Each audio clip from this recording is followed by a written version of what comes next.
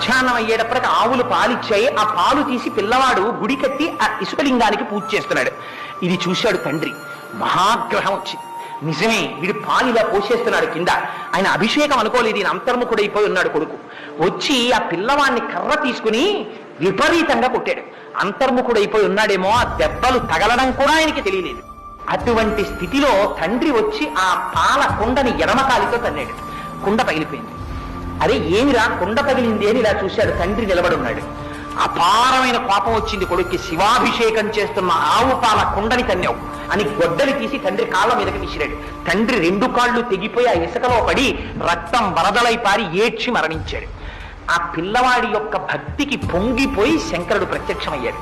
ప్రత్యక్షమై, విచార శర్మ, నా కోసం ఆవు పాలతో ఇంత తాదాత్మ్యంతో అభిషేకం చేశావు కనుక నేను భోజనం చేసిన తరువాత మిగిలిన పదార్థాలు నా కొడుకులు కూడా ముట్టుకోవడానికి వీల్లేదు, నువ్వు తినాలి. నీకు చూపించి నువ్వు తినేసిన తర్వాత నువ్వు తీసుకెళ్ళమని అనుగ్రహిస్తేనే వాళ్ళు తీసుకోవాలి. అందుకని నీకు వరం ఇస్తున్నానన్నాడు. ఇవాళకి మనం శివాలయంలో ఏమిటో తెలుసా అండి, చిటికెల చండీశ్వరుడు అని పేరు ఆయనకి.